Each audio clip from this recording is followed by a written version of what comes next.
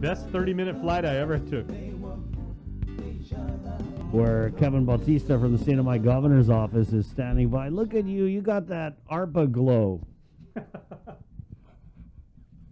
He's got that ARPA shine. You look like a guy who's been spending some American Rescue Plan Act funding. I think it's just because it's not Monday anymore, Chris. I think it's Tuesday now, so the week's going. And you had a week off last week, so you're feeling fresh this morning. I had a week off last week, that's right. Kev, I guess before we get started, I wanted you to kind of wade in here to this little back and forth between the Republican Party of Guam and the Democratic Party of Guam, or the Republicans, and pretty much not just the Republicans, a lot of people just really clamoring for any kind of plan or any kind of spending of this American Rescue Plan Act funding. So the Republicans said, hey, we haven't spent the money, there's no plan, what's going on? The Democratic Party came back and was basically like, nanny nanny boo boo, your fafa stinks. And also, everybody knows the final guidelines for the spending of this money aren't out yet. So we don't want to spend any money and then have the taxpayers have to pay it back. So it's really just reached this point where we don't even know how to address this anymore, because we've had you on numerous times. And I mean, I want to say we both got the ARPA money at the same time, and you guys have already begun spending your money, correct? Well, Hafde and Tiro, Buenos, Guam, and KWM, and folks. So, yeah, we have been spending funding for ARPA since June. You know, when the interim final rule came out on middle of May, we began working on finalizing the little tweaks that we needed to do for the spending plan and going off the federal guidance that was provided by the U.S. Treasury, which includes the following approved uses: supporting public health expenditures, addressing negative economic impacts caused by the public health emergency for COVID, replacing lost government revenue, providing support for essential workers, and investing in water, sewer, and broadband infrastructure. So that's essentially the core element of what the spending plan should entail. And we've been doing that. We've been doing that since June. What our Department of Finance has been doing in line with that federal guidance is to ensure that we're spending this wisely. We're spending this based off of a plan that works in the benefit of the CNMI people under the governor's direction. And we're working closely to see if there's anything that we needed to do in order to fix gaps within our recovery. And again, we continue to do that in line with the federal guidance that we've had. I just want to read this part from the Democratic Party of Guam release, and then I'll ask you a question about it. Federal guidelines on how this money can be spent are not yet final, and spending that money without these final rules could result in taxpayers owing millions, because the Republicans wanted to spend money before the rules were final. Once final guidelines are known, our draft spending plan will be published. Our expenditures will be subject to blah, blah, blah. But anyway, are you guys worried at all, though? Because the Democratic Party release makes it sound like anybody who's spending money now could be on the hook and having to pay it back. Yeah, I don't want to get into the political rhetoric down in Guam. But what the CNMI is doing is we've been planning out what we're going to be spending on ARPA since March, actually, when ARPA was already in its formative stages in Congress. And we were monitoring drafts of the bill. We were looking at what Treasury would come out with. And we also looked at how the CARES Act was implemented as well, because this is a second stimulus package. Not to say that the CARES Act and the ARPA were exactly in line with each other, but we looked at that as historical context for what we were to expect in June when we see ARPA being fully implemented. The final rule came out in May, and going back to our previous interview here on KOAM, Chris and Bree, I concluded with our Department of Finance that they've been in talks with the U.S. Treasury to see if we can put up the money, draw down the funding, spend the money based off of our needs, and they said that we're good to go. the truth is, and in all honesty, the CNMI is in a precarious position since before the pandemic. Our government revenues were shot down because of the typhoon season of 2018, and the pandemic accentuated that that financial burden on us as a Commonwealth. So we needed to come in and leverage and maximize every single federal dollar and every single federal resources that we were receiving during this unprecedented time. And we needed to make sure that we're doing this not just for the shortfall of government revenue, but for the people that need it the most. You know, we're a community just like Guam that's waiting for federal assistance. And when federal assistance came, Governor Torres, Lieutenant Governor Palacios, our administration, our Department of Finance were very proactive in putting together a plan that worked well with the legislature and the judiciary. They were all together in one room on June 4th, and they applauded the plan that we presented to them. And we were very appreciative of that support because we knew that we were in this together as one Commonwealth to push forward an agenda that benefited the CNMI moving forward as this pandemic starts to wane down. Right. I saw that there was a release, I think we also talked about this last time, the $500 local stimulus that you guys are going to be putting out in, was it a couple weeks here?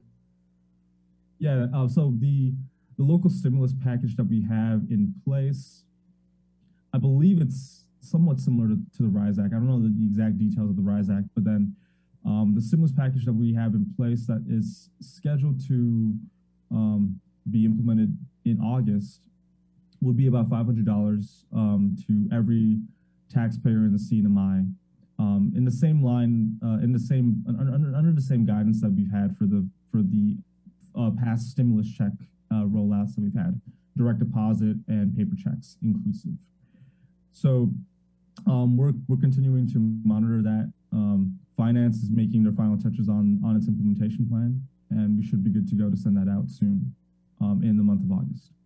What's the status of you guys' tourism reopening? Because I don't know if you heard, but we had some tourists here as part of the Airbnb program.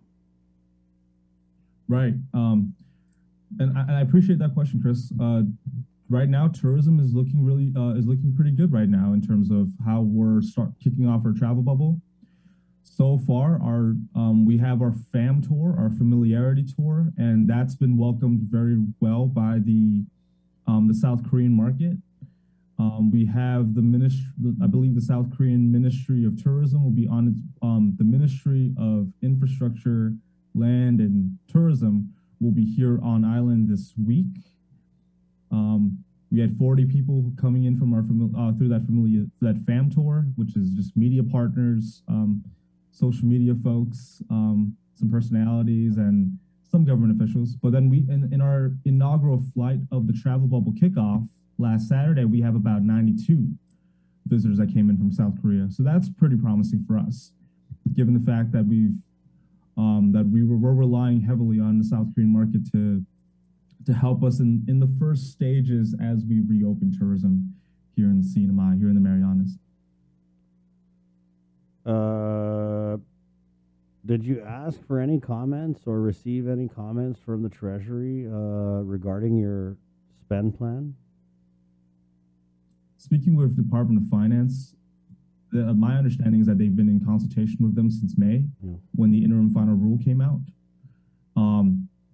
I personally did my due diligence of verifying twice, 3 times even with them, making sure that it's in line with the statute, it's in line with what Treasury allows us to do, and the fact that we work as a territorial government, as a local government that is in desperate need of federal assistance because of the loss of government revenue. We went ahead and started spending ARPA funding to supplement a lot of the losses that we've had during the pandemic, and we're going to continue to do that in the benefit of our people. And we're focusing on that as much as possible in line with the interim final rule. How much ARPA funding have you guys spent? And then with your stimulus coming out in a couple weeks, can you just add that to the current total? Sure.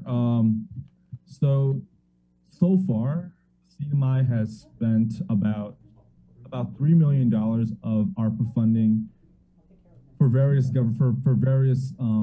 programs and nonprofits around the government and nonprofits around our community. With the stimulus checks that are coming out for CNMI, that'll be about $500 per taxpayer. I don't have the math on me right now, unfortunately. I can't do that right now. But then what that would obviously add to the current expenditure of the ARPA funding here in the CNMI. I'm not sure if Chris already asked this, but did anyone from the CNMI government attend the June U.S. Treasury webinar on reporting requirements for the American Rescue Plan? My understanding is that our Department of Finance has been in Treasury talks and webinars and conference calls since the beginning of the implementation of ARPA around the country. Okay. Yeah, I know we had a few senators attend that, right? I'm not sure if this was the actual webinar that they attended. I know that they said that they had participated in some teleconference at the invitation of Congressman St. Nicholas. But, you know, in this plan, which they posted a PowerPoint presentation. What plan? U.S. Treasury. Oh, okay. On the reporting requirements for ARPA money. And so by August 31st, an interim report is supposed to be submitted to U.S. Treasury, which covers the date of the award through July 31st. And then on October 31st, project and expenditure report is due. And then by August 31st, again, is the recovery plan, which covers the award through July 31st and annually thereafter. Yeah. Is you guys, the CNMI spend plan, Kev, is it in a draft form or is it available online? We don't have it. Yeah, so the spending plan for the CNMI has been submitted to the U.S. Treasury back in May at the very beginning of the implementation of ARPA.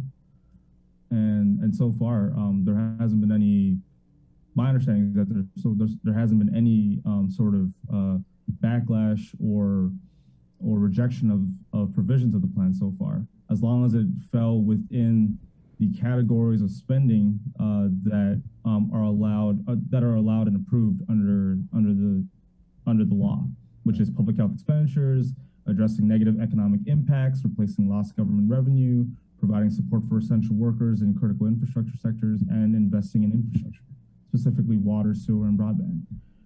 And we've allocated funding for those purposes. Was that spending plan a requirement?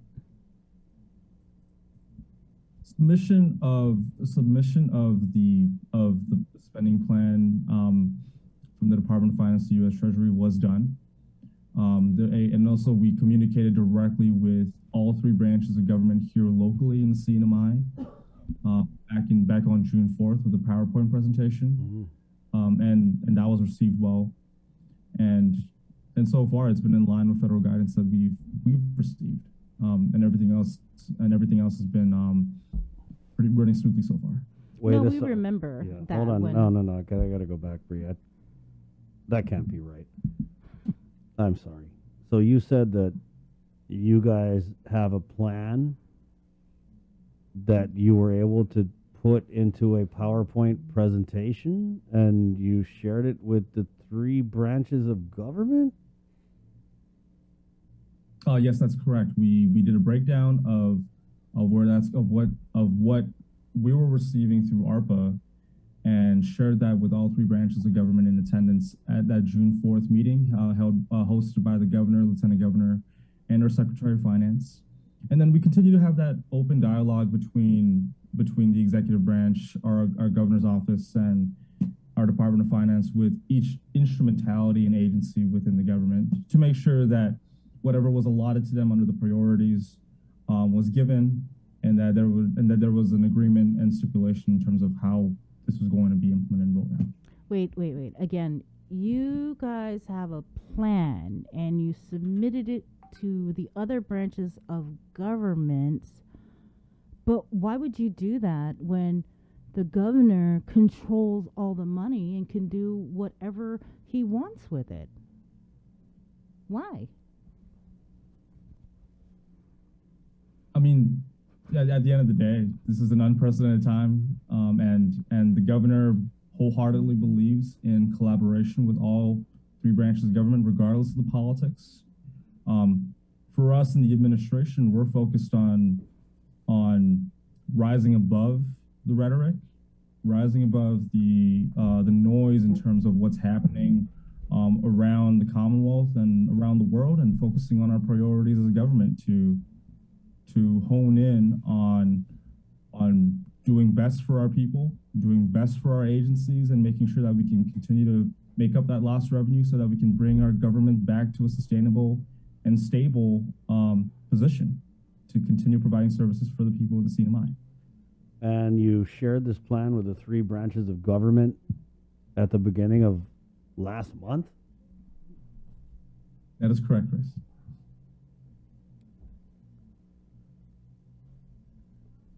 I'm stunned. Yeah. I'm kind of speechless right now. Yeah. It just doesn't make any sense. I don't understand that. I mean, I don't know what the difference between Guam and the CNMI is, but we have not seen anything like that at all. In fact, we don't even believe our governor has a plan. Sorry, Kevin, not trying to make it awkward, but we're just trying to wrap our minds around this. Because I don't know if you've been following the events locally, and I know you said you didn't want to get into the politics of it, right? But I'm sure you have been following the events locally, and it must be pretty interesting to watch them play out, given that you guys are under a whole different set of circumstances up there. Right. I mean, news that affects Guam news affects the CNMI as well, and that's the truth. I mean, we have people up here in the north that pay attention to what goes on in the south. But at the end of the day, the CNMI has been hit hard these last several years by the most devastating typhoon season we've had in our history. It's our version of Typhoon Pongsonghua, so to speak, just to make it relevant for the audience. But the focus for us was that because we're recovering heavily from a typhoon season and then getting hit by a pandemic, we need to maximize and leverage every single federal resource that we can. And that's our priority. That is Governor Ralph de Leon-Torres' priority. That's Lieutenant Governor Arnold Delesha-Plash's priority. Our Department of Finance has been proactive since March, working closely with Treasury, monitoring every single guidance that comes out, including interim final rules, and making sure that we have the integrity within our processes to expend the funding that we received, and doing it in a way that ensures the essential public services of our people while benefiting the overall community, every single person who calls the Marianas home. And that's going to continue to be our priority moving forward with every single federal assistance that we receive from the federal government. Well, thank you, Kevin. We appreciate the transparency, like totally do. Totally? Yeah, Totally. I like what you did there when you said rising above the politics, rising above. It was a little play because the RISE Act. I got it.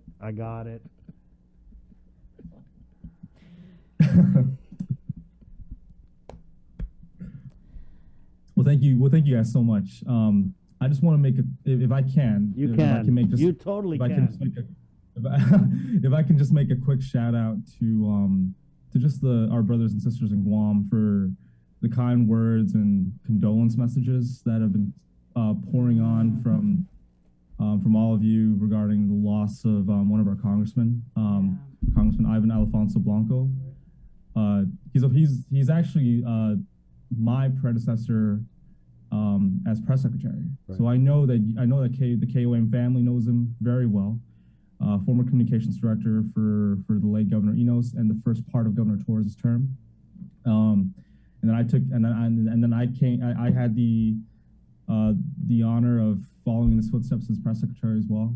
And and the show of support from Governor Lulian Guerrero, Lieutenant Governor Josh Tenorio, from Vice Speaker Tina Munoz Barnes and the Guam legislature, and everyone else in Guam and around Micronesia.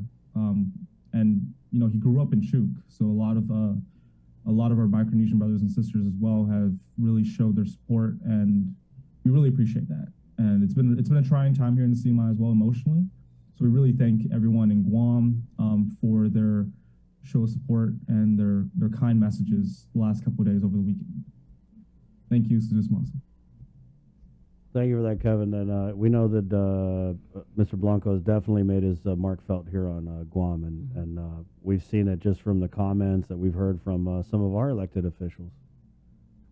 We definitely thank you for your time. Very insightful conversation, Kev. As always, just wanted to fold you into this because I wasn't sure if people had heard the last 3 times you come on and talk about you guys are spending the ARP fund, and I feel like locally here on Guam, it's really reached this boiling point where it's just really threatening to run over the edges of the pot and into the kitchen. So thanks, Kevin. Appreciate it. Anything in closing you wanted to add? Or are you good? No, I'm good. Thank you guys so much, and Suzus Masi. Appreciate it. Okay, Kev. Right, take care. Oh, we had some comments. Gladys Beneventi comments. Mic drop.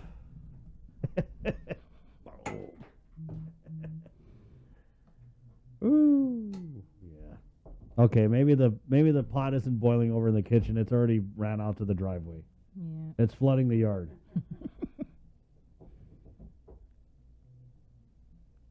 Also, Rosemary LaGuatnia. That response alone from Kevin proves